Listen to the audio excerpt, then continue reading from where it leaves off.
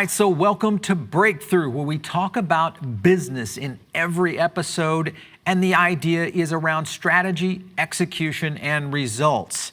And of course, the idea is to bring you content ideas that can help you grow your business, whether it's through strategy, maybe you've got a product or something that you'd like us to look at. That's where we come in and we get to show you some cool tools, especially today, that you can use in your everyday business. One of our sponsors, of course, is Tapfiliate. Tapfiliate is a company, this is a little different one, that is a company that does affiliate marketing. And just to kind of give you an idea of what affiliate marketing is, let's say you have a product or a service and you want to use it in a way where others are marketing it for you. In many cases, people call this influencer marketing. Tapfiliate has a platform that you can integrate into your marketplace, whether it's online, maybe you've got an e-commerce platform or a services program. All of that can go right into the program with Tapfiliate. You can create your own affiliate program in minutes, 0% transaction fees. You can reward, track, and incentivize the affiliates you choose, and then also do things like advanced social media sharing, obviously so you can share the love. And they've got some cool tools within it that are things like banners. If you do have a website and you want to incorporate those, you can do that as well, which all drives revenue back to you as using Tapfiliate. So this is a great way to engage people, and this is a perfect product for the topic that we're going to be talking about today, and that is how to cut your advertising costs with content marketing. Now let's get into kind of the idea behind what I mean by that, because here's the scenario that's happening is advertising and content marketing essentially are pretty much both the same things. You're using it in a different way. Advertising, of course, might be an ad that you're doing, and maybe it's a pay-per-click on a search ad. Maybe you're using banner ads, email ads, whatever it might be to help promote your product or your service. The idea with content marketing is you're actually diving into the content itself. So typically what happens is companies will look at advertising and content marketing coming out of the same budget. So when that does happen, and what we've started to see over the past few years is a shift in where those spends are happening, and really where you can start to reduce your advertising budget but increase your content marketing budget and have better effectiveness with what you're doing. So Impact recently talked about this, and they kind of broke into a couple of the big trends that were happening. And one of the things that when I looked at this, and the source of this is Content Marketing World, and if you've never been to Content Marketing World, it's in Cleveland, Ohio. You got to check it out. It's a great place. If you're a content marketer, it's like the Super Bowl. You got to go there. But this data came over from some of their research that they did on content marketing, where it kind of leaned to. So in 2018, 39% of content marketers had documented their strategy. So that's not bad, but in reality, with any kind of content marketing, you've got to have a strategy in place. So it's very important that document that process and also build it in a framework. And we'll talk about frameworks a little bit later in some of our strategy and breakthrough tips. The other thing that people look at is whether or not they feel like they're maximizing value. So this is one of the things. 54% of marketers feel like they are not maximizing the value that they are getting, like on places like Instagram. This is really an issue, because when you look at content marketing, if you're not delivering value to the audience, then technically you are not content marketing. You're just utilizing your audience as a sales tool. You've got to be able to give something over to them to make them feel like they've engaged into the content itself. Another topic was 54% of B2B marketers are using content to delight. So this is kind of the evolution of where content marketing has gone. And this has been a big change in recent years, because it used to be a scenario where content marketing, this is before, really kind of before the social media strategy started to mature. And that was where people would use content marketing and really just talk about their product and not really share any information. That has all started to shift into a model for content marketing that actually helps marketers start to share content that is going to benefit the audience. And that's something that we'll talk about in one of the strategy tips that you've got to do to keep on it. So this point and this tip, it kind of leans to this whole point, is that over half of the content marketers out there are definitely leaning toward, let's figure out how to make our customers more loyal, and let's figure out how we can delight them. So even though all those are happening, here's some other stats from Impact. Only 24% of marketers, B2B marketers, are actually partnering with others to expand their audience. Now that goes back to Tapfiliate. If you're not expanding your audience through other collaborations or other sources, that's a huge miss, because it's a great opportunity for you to get your product out there, utilize the network effect that either you've created or maybe that someone else has created to help grow your awareness on your product and your service. Only 27% of B2B marketers are using content syndication and promotional tools. Another big fail when it comes to content marketing, especially in B2B. If you're not utilizing syndication tools, much like what we have here on Foodable Network, we have partners that will actually come to us. Maybe they've created a piece of content and they're syndicating it through us to reach our audience. So that's a collaboration. They're utilizing their tool set to create their content.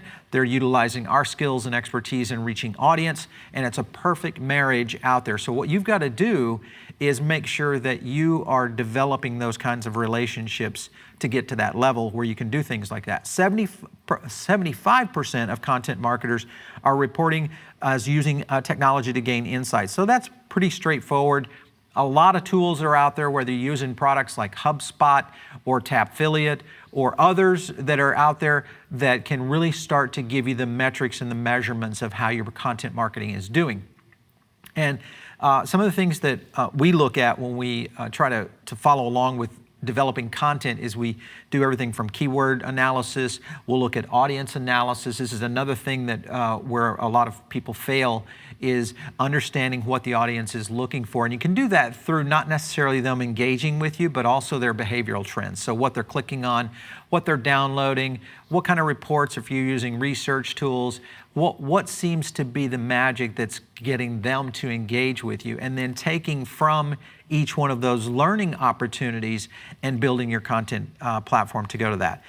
90% of the most successful B2B content marketers prioritize their audience information needs. So this goes back to what I was talking about earlier, and that is that when you look at delivering content to your audience, many content marketers today, and it is starting to change, they're still thinking about themselves first instead of the audience. So what we're trying to do on this very show, Breakthrough, is to deliver content to you that's going to help your business. So if I am not delivering on that, then you're not going to subscribe. You're not going to come back here every week when we do a Breakthrough show. We've got to figure out what it is that you need to build a breakthrough business and then supply it to you in a way of tools, strategies, and tips, and execution procedures. So that's a big, big process that I think a lot of content marketers are starting to mature and really move to that next level. Only 42% of B2B content marketers are actually talking to the customers to understand what their needs are. So again, still a very low, even though that's almost half, but still a very low. When you think about anything that you're doing, you should be looking at your customers first. A lot of times what marketers do, and I find this with our own clients, is they get feedback from their sales teams, which is the worst place to do that. If you're getting feedback from your sales teams, the sales teams only want to do one thing, and that is to sell to the client, sell to the customer. That's a great tool, and you got to have sales.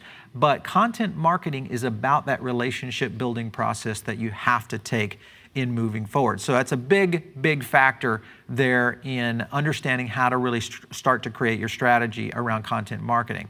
Let's go into some of the stats that are hitting the industry right now. And this again was from a 2019 B2B content marketing research. So as I said, it pays to put audience first. Don't necessarily queue up your sales teams as your feedback mechanism. You want to be able to utilize tools. And I'll tell you one thing that I do, and I get a lot of feedback on, is Twitter polls. Twitter polls, if you've got a decent Twitter audience, you've got to be able to use it.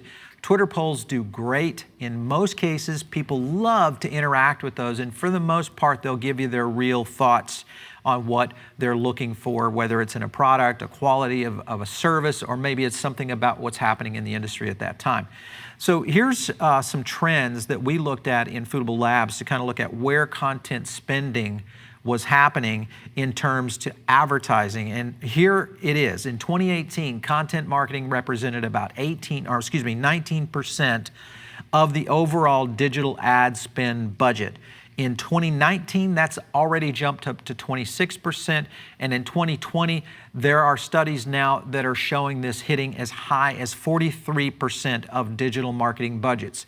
So you can see the shift, and I'm sure many of you, if you're talking about advertising or doing less advertising, we had a guy on the show, a CEO of Pincho Factory, that utilized content marketing and spent a very little amount of money and looked at it in a way to spend more money on the content itself than the actual advertising product that they use. So the idea is to create something that's really cool and valuable, amplify it a little bit with advertising, but at the end of the day, you're spending your dollars and your budgets on your content marketing, and that is going to be the trend that I see going forward, especially as we start to see advertising just starting to disappear from the landscape, because people are looking for material that can help their business.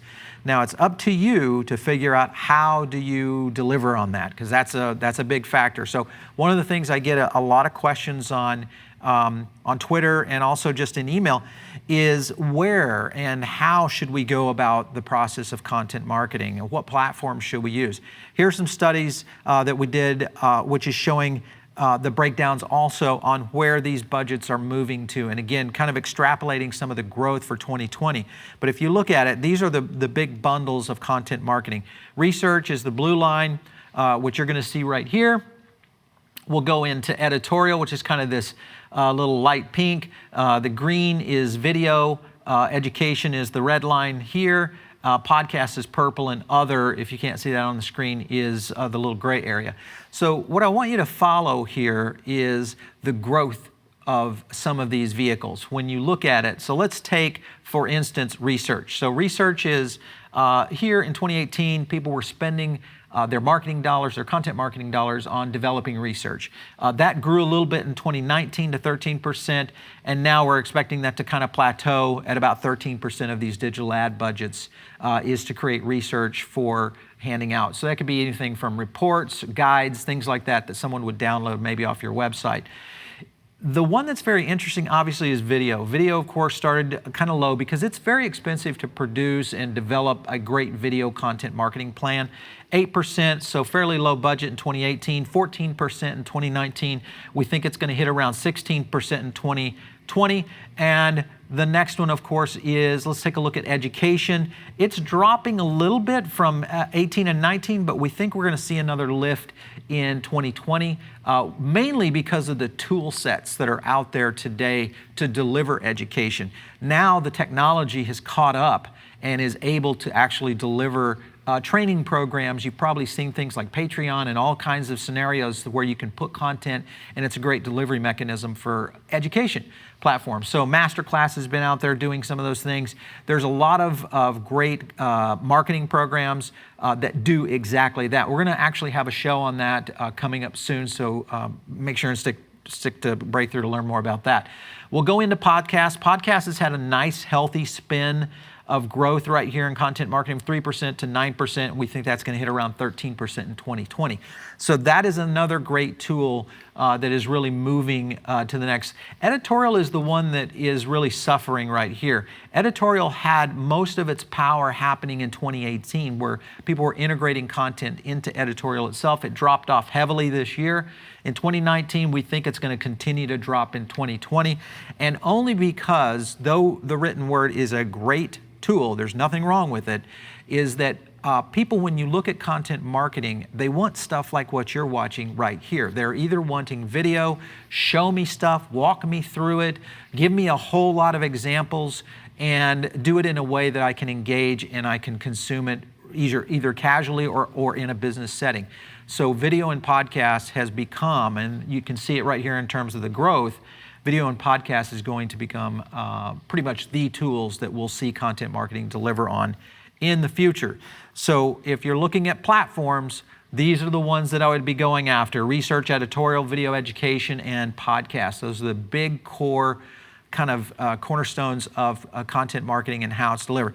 This was a kind of an interesting here. 96% of most successful B2B content marketers say audiences view their company as a trusted resource when they do content marketing. So when you put dollars into content marketing versus ads, your audience starts to look at you as a trusted resource and as a thought leader or an expert on the topic. So the more and more we see content marketing work, these are some of the tools that we're going to continue to see accelerate your business on a day in, day out basis. All right, so if you have not had a chance, make sure and check out paulbarongroup.com. I actually have courses and I do a ton of consulting and speaking on these very topics. Content marketing is one of the bigger ones that I talk about, whether it's Keynote or maybe you've got a content marketing dilemma and you need some assistance. That's where Paul Barron Group stops in. Stay tuned right here because next up here on Breakthrough is going to be hitting our 3 big tips that we do in every show, and it's actually how to execute a content marketing strategy for your business. We'll be right back right here on Breakthrough.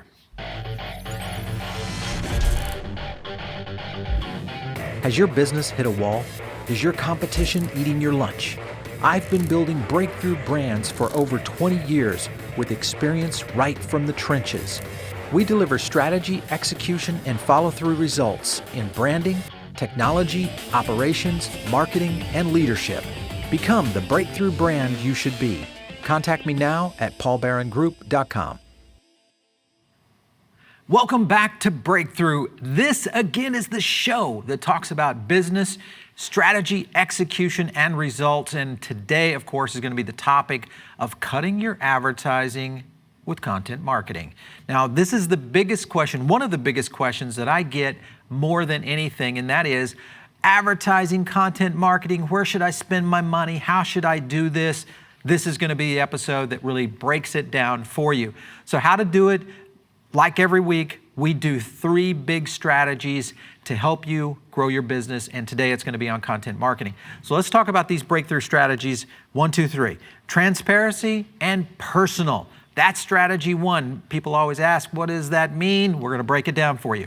Consistency and omni-media, that is a big, big must-have. It's something that we do right here on our own network, so we actually drink the Kool-Aid. And then number 3 is guiding the experience. Now, this is actually a tool set that there's a lot of negotiation and kind of theory on around how to guide the experience with content marketing. I'm going to show you how we do it. It's not necessarily the only way, but it's the one way that I have found over years of utilizing content marketing, and it works really well. So let's just break into it here. All right, first up is transparency and personal. So the idea behind transparency or delivering content in a way that feels transparent or very personal is hopefully much like what we're doing right here on this very show. And that is we're delivering something to you that I'm being completely transparent on of how we do things. We're kind of opening up the kimono saying, hey, this is our little secret sauce. That's a transparent approach on content marketing. And personal is just, hey, just be yourself. Don't try to do something that's not you. And not necessarily from a personality standpoint, but like your company. If it's something that doesn't necessarily fit with you, it's not a personal relationship with your content, and that will always be a fail, because if you're trying to do something you're not, that's usually the first place that you're going to get called out, whether it's by your haters or whether it's by your audience is saying, this really doesn't help me. So make sure and do that. And stay with it. Share more information on a natural and transparent approach. So something that we do right here, and I'm going to kind of show you. This is our podcast called Health Mix, and I want to show you how the art was done here, because I think this is a great strategy. And this is, we bring the face forward right here in the design. This is in your design of your content marketing. You want to bring this in, bring that user or that listener into the actual content itself.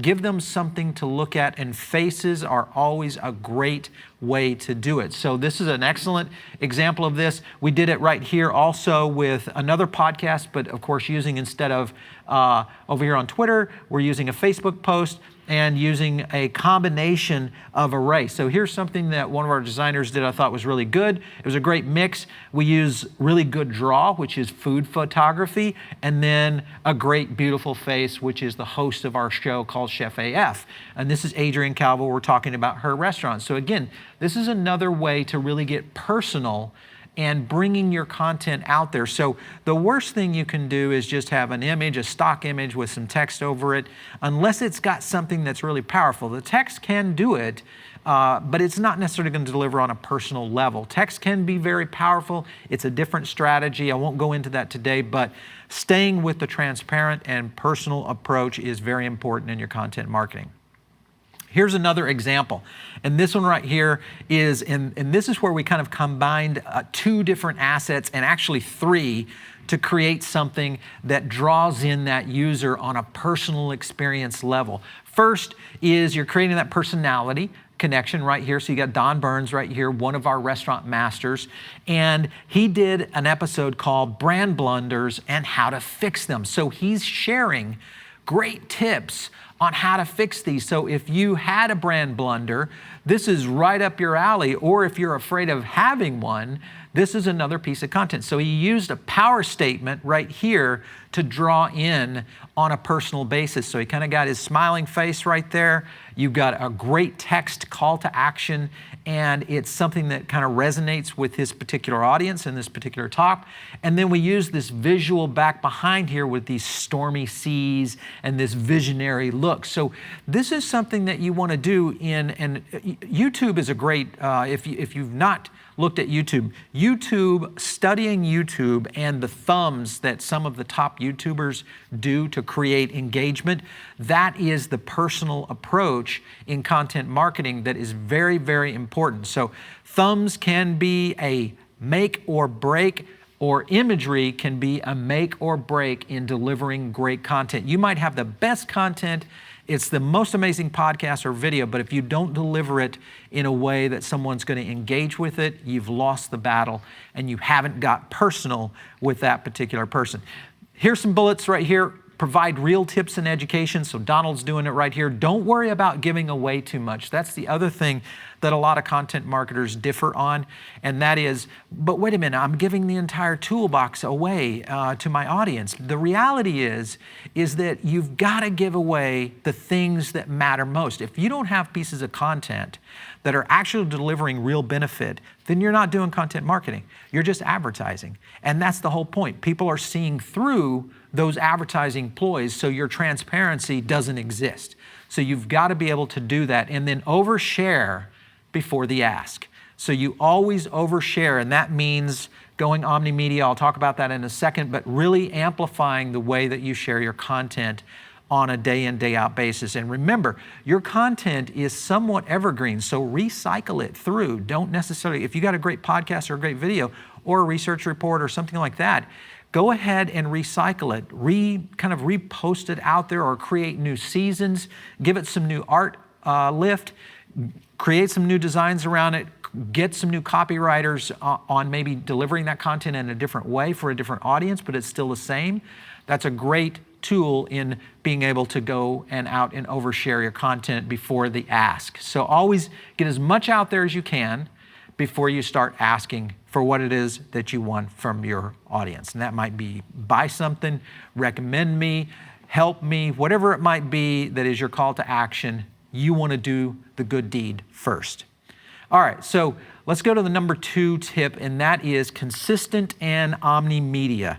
Now, consistent is something that all content marketers should try to do as best they can. It's very difficult to produce quality content in a content marketing format on an ongoing day in or week out or even month out approach. It is very expensive and it's very hard because you've got to spend a lot of time on research, you've got to spend a lot of time on presentation materials, art, design, producing it, whatever it is. Then you've got all the equipment. We won't even get into that approach yet.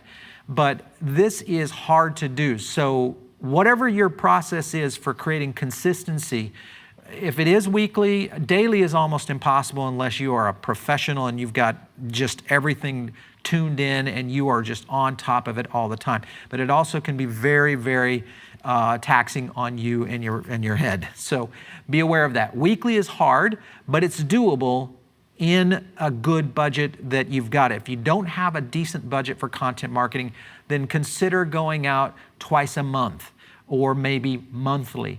Beyond monthly, that's just too far apart. You're not delivering enough value to create an audience, and that won't work. So, consistent in omni-media, be as consistent as you can to build the audience. Always utilize previous content where you can as a reference. So again, that's richening up your content itself, utilizing past content to help beef up another topic or beef up more education or beef up more information around your business or around your particular area of interest. And then omni-media is where you just simply take that content. And remember, this is the other big mistake that a lot of people do, and that is where they just say, hey, here's my great headline. I'm going to post it on Twitter and Facebook and Instagram, and it's all going to look the same. All right? That's okay as long as you spice it up a little bit. So creating art in here that looks a little different here and looks a little different here. Create the ability through copy and through design to be able to maximize the elements of adding omni-media approaches. And that, of course, simply means distributing your content in a lot of different ways. And I won't even go into the number of ways that we distribute content. Today, we'd spend half an hour just on the platforms. So let's stay with this on omni-media and your consistency approach. This is the what I call, and you've probably seen this out there if you're in the sales industry, they call this the sales funnel. I look at this and I look at it as the content marketing or the marketing funnel itself. There's really four major areas that you have to worry about. One is awareness. So it's the first time that someone maybe has learned about you or saw you. Maybe it's the first time they engaged with your content. Awareness is very important. Content marketing drives the awareness factor, providing you are personal and providing real value. This is your first big sifter. The advantage is it's going to sift out the tire kickers and drive them to a landing page. So whatever it is that you're doing, you want to be able to drive a link or drive some sort of engagement, get them to a landing page, because that's going to sift out the first layer of uninterested parties. And that's a great tool because it should all be automated. You should spend no time on this layer right here. Number two is interest. So now interest is given. Someone's hit that landing page and they filled out some information. So now you've created more interest with even more content that connects them to taking the next step. So maybe you gave away a free podcast or a free insider tip or whatever it might be, a webinar, any of those kind of things that can add value. This is where you are right here, which is creating interest in the throes of content marketing. Your number three bucket is desire. Now, once that you've created interest and they start to really understand what it is you're doing with your product or your service through content marketing, the desire will hit. And this is very important. This is where you double down on the content marketing. And a lot of people say, well, if you've got them at the desire stage, don't you kind of just sit back and wait for them to convert? No, that is the worst thing you can, because actually this right here is the one spot where you lose people the most. People think, oh, well, I lose them out here on the tire kicker level. Well, yeah, but these people don't matter. These are not your customers. Then I've created more interest, but maybe I've lost a few right here. But usually this is kind of like the trailer before the movie. Right here is where you lose them. It's in your first act of like what your content is doing. If you don't deliver something soon or in a way that can really engage them, they're going to jump ship. And that's where you have to close the deal, is in this desire stage. So in that layer of creating content around engaging that audience, getting to that last point of desire and sticking with it, and then doubling down on those people who have engaged with you to this level, this is where you're going to win, because now you are at the last stage, and that is action. Congrats, you've done it. You've got a new customer. Maybe you've set a tone for improvement with each of the customer, and maybe even more with personalized content. So now your deal is closed. You've got them in the funnel, and you need to add value. This is where you add value. So Keeping guests, keeping customers is the hardest thing to do, but it's the most profitable for your business because you've spent all this time and money getting them through this process to this point right here. But now, this is where you cannot lose them. If you lose a customer here, all of those dollars and those efforts have just been wasted. It's the worst feeling you're ever going to have is when you lose somebody after this stage. Now, it doesn't mean you're not going to lose customers. You are going to lose customers. That's just a cycle of need. But for the most part, being able to retain those. So what you've got to do is start that process of trickle down, providing more added value each time that you engage with that customer. So figuring out ways, whether it's content marketing or it's other types of solutions that you can do in your business that can help build you to this next level, and that is the deal. Really, one more thing that's in this funnel that I don't talk about in this particular presentation is the tip of the funnel, and that's what I call the spear of the funnel. And that is an area that where you've created a customer and now you've created a brand advocate. And we'll talk about that maybe in another episode because it's really about influencer marketing and how it goes to the next level. But this is how you drive engagement with consistency, and it really matters in moving your content marketing. All right, so let's talk now about number 3 in terms of a breakthrough strategy of content marketing, and this is guiding the experience. So I'm going to show you how the Kool-Aid is mixed here at Foodable. And again, this is doing it in a very personal approach, but also very transparent. So we're going to show you the strategy right here. So let's talk about podcasts. Podcast is a growing, ramping medium for content marketing, but a great tool for education. So we're going to use it. Here's our podcast network page. You've got all these great podcasts. If you clicked on any one of these, you would be able to dive deep into each one of those shows and just consume all those free episodes of content, whether it's My Show, Barron Report, Takeout Delivery and Catering Show, the Emerging Brands. This is probably one of the best podcasts. If you haven't listened to this, you've got to do this because this is talking about emerging brands, the CEOs that started these brands, and they tell how they did it. These are great. Fast Casual Nation. Anyway, you can kind of see you're really driving a big library here. But right here is the big guy. Get your own podcast. This is what is important because now our advertisers, our supporters can say, wait a minute, this is great content. I want to do that for my business. I want to look like that. So this is the perfect jump of revving up your engine and going right to getting your own podcast. You just click that, and where do you land? You land on this landing page around a thing we call branded podcasts. Now, branded podcasts are very simple. It's a podcast about you and your content strategy, not about what we're doing here at Foodable. So this is really cool because we can get you distributed on Apple, Google, Spotify, etc. You can fill a whole bunch of information out here, but it gives you some stats and some data around podcasts. And this is great. This is great. This is what most content marketers do, is they create kind of the landing page, they drive a bunch of content out there, and then they get a lead for them, and then they kind of turn it over to their sales teams, and that's kind of where they stop, all right? Pretty common, easy 1, 2, 3, but wait, there's more. All right, so the next step that you want to move to is personalized retargeting. This is where the magic juice happens. This is where everybody fails, is right here. I'm standing in front of this part. Am I in front of this thing? Yeah, standing in front of this part right here. You can't see it because this is normally what they're talking about, okay? This is where they stop. Here is where they need to win. So retargeted, personalized communications is the next layer. So let's talk about this. Every time you take a form and you get an email address on your website or in any tool that you're collecting email, that's great. It goes into your email address. You're building your email, and that's a very important thing, not for this episode, but definitely very important. So what do? Well, this is where you can do retargeting. So here on, let's just use Facebook as an example. So here was a live episode on a program we did on 3 tips for funding a successful business, okay? This type of data, if someone were to fill this out, I can deliver a content strategy, and content delivery specifically to the people that filled out this form.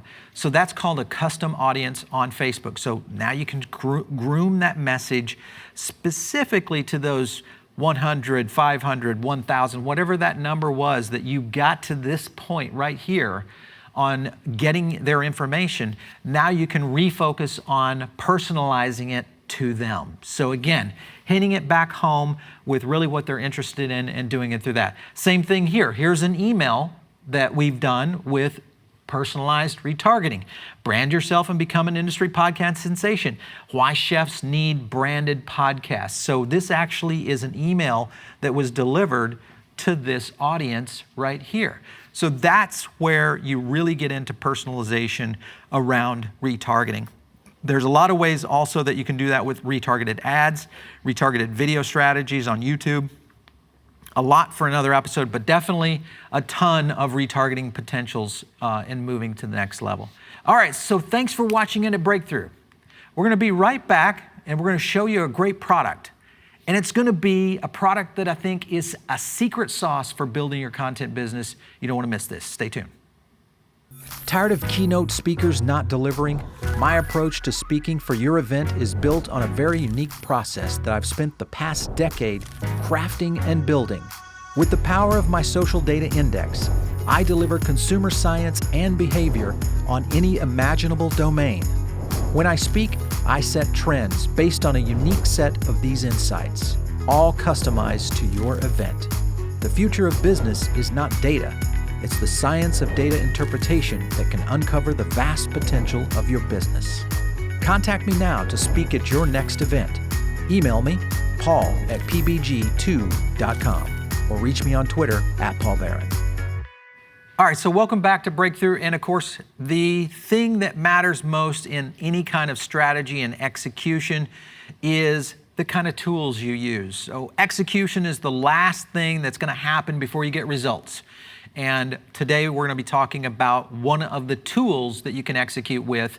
This is the best solutions for content marketing that are out there. This is a company called Tapfiliate. And I want to kind of talk a little bit about what Tapfiliate does. Tapfiliate is a software as a service company. So essentially what they provide you is a software platform for your website.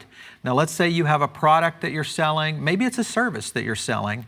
It really doesn't matter. The idea is to utilize and manage or have a tool manage your affiliate and or your influencer marketing. Now remember, in content marketing, influencer marketing is a big part of that, but the biggest problem with developing influencer marketing is managing it. So if you go out to an influencer and say, hey, help me sell my product, or show my restaurant, or I've got a service over here, help me amplify it, and I'll throw you a few beers, or I'll give you a little commission, whatever it is on the side. But it's impossible to try to manage that and keep it consistent and have that influencer continuously engaging. So the way that you do it is using a company like Tapfiliate. This enables, basically it makes it incredibly easy for you guys to go viral with something. Maybe you've got an influencer that you can really reward on them sharing information, whether they're doing it on Facebook or Pinterest or Instagram, wherever they are using their biggest tool set in being able to reach their audience. The key is that this helps give you things like assets that you can deliver to them, so your brand consistency is there. You can track it, so you can find out when they are actually delivering that and how many people you acquired as a potential lead or as a potential customer. And then you can pay them on the backside, so it's a dashboard specifically designed for them. That's something that I love about Tapfiliate. It's kind of the all built-in solution that's really kind of all about you. So you're going to give affiliates a branded dashboard. It's all theirs. They get their own little tool set, their own little toolbox to market your product.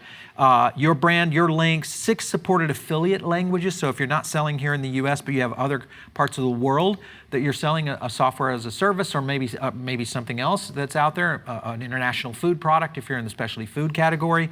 And then custom sign up and fields, and of course payout methods. Payout is important because these people want to get their money. And this is the tool that can help it happen for you. So you just plug in your connection to your PayPal account. Every time someone maybe potentially sells a product for you or provides a link that engages on a product, you determine how much they get paid, and it's bam, they get the money. And that is important for delivering a great affiliate or influencer marketing package. So the other things that I think and this is kind of where it gets a little murky for most content marketers, is kind of this whole idea of a one and done, or do you figure out ways that you can do recurring programs? So this is where recurring for life is very important. So you can do one-time commissions for something. So maybe they got you a new customer and you paid them one time, and that's okay. That's a good model. But what if they could keep on doing that for you? So you can create kind of a whole lifetime cycle of great affiliate and or influencer marketing. You can do that with fixed or percentage-based commission, so it's a huge deal. And then you can do a per category of product commission. So if you have some products that you make more money on, you say, hey, I've got a little bit more commission here, I can pay on this product. And you can do that with a variety, whether you have an e-commerce or maybe a service level, you have tiers. That's a perfect product for you to go with recurring or lifetime type revenue. The other thing too is you'll notice over here, I don't know if for most people if they'll put banners on, but they do provide a set of assets for you for Tap Affiliate, to where you can take those, put them on your website, and it all links back in to things you're doing for your influencers or your content marketers. And then here's a cool tool as well, performance bonuses. So essentially you can create tiers for kind of like your gold standard influencers or your rocket ship influencers. You can set performance bonuses for them. You can do team programs. So if you have somebody that is a whole team, let's say bloggers or influencers in a city, and you want to create let's say a food blogger bonus. Anybody that's a food blogger, they fall into this category. They're kind of that top tier VIP. That's something that you can do, and you can develop lifetime commissions on those as well. So Tap Affiliate is really a great tool. If it's not one that you have looked at, make sure and check it out. Just go to Tap Affiliate. I think it's .com, but this is a great tool, and there is some integration. I don't want to kind of cloud it too much. There is some integration you have to do to your website, so you do need a developer. If you're using Squarespace, they have a great injection tool that takes the code, pops it right into Squarespace, and creates an entire platform for you. If you're using WordPress, they do have a tool set for that as well. So there's a lot to go with Tap Affiliate. There's a lot of tools out there. I look at them all the time because content marketing is basically one of the backbone pillars of what we do here on Foodable Network. It's one of the key things that we build around. Almost all of our content is designed around content marketing, both for ourselves, but also for our customers. And understanding the best tools in the game is important. So check out Tap Affiliate. If you hit the link below, you'll be able to get some great tools and assets. Just use that link and make sure to help support the show right here at Breakthrough, because every week we're bringing you tools and strategies that are going to help you build a breakthrough business. We'll catch you next time right here on Breakthrough.